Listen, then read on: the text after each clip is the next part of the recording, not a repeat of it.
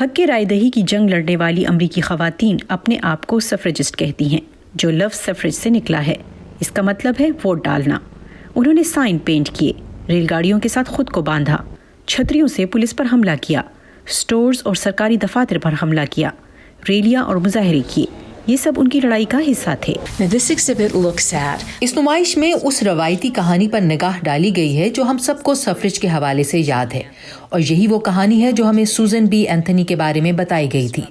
سوزن نے ووٹ کے حق کے لیے طویل جدوجہد کرنے والی بہادر خواتین کے ایک گروپ کی نمائندگی کی، اور یہ ایک حیرت انگیز کہانی ہے۔ اگرچہ ہمیں بتائی گئی کہانی سچی تھی، لیکن اس میں بہت سے لوگوں کا ذکر ہونے سے رہ گیا تھا۔ امریکی آئین میں 19ویں ترمیم، جس کے تحت خواتین کو ووٹ کا حق دیا گیا تھا، 1919 میں اپنائی گئی۔ اس کے لیے پہلی تجویز 1878 میں دی گئی تھی۔ اس جدوجہد میں شامل ہونے والی خواتین میں سوزن بی اینتھنی اور الزبتھ کیڈی اسٹینٹن بھی شامل تھیں۔ اس ترمیم کو بالآخر 18 اگست 1920 کو منظور کیا گیا۔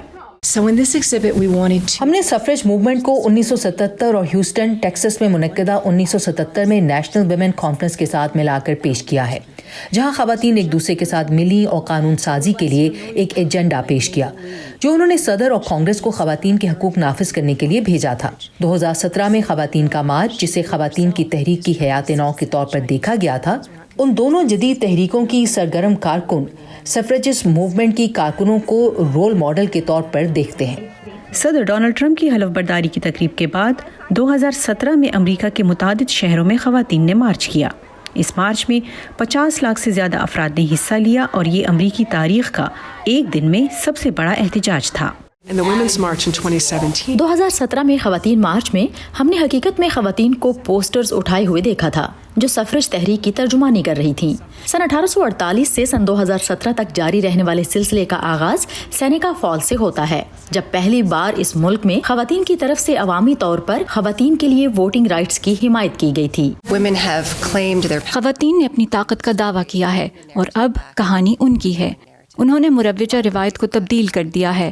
2017 میں ایسا ہی ہوا جسے آپ اس نمائش میں دیکھ سکتے ہیں۔ National museum of American history میں 60 سے زائد اشیاء آویزاں ہیں، جن میں سے کچھ کو سن 1920 میں نیشنل ویمن سفریج ایسوسی ایشن نے اسمتھسونین کو تحفے میں دی تھی۔ میگزم ماسکلکوف کی رپورٹ کے ساتھ نیلوفر مغل، وائس آف امریکہ۔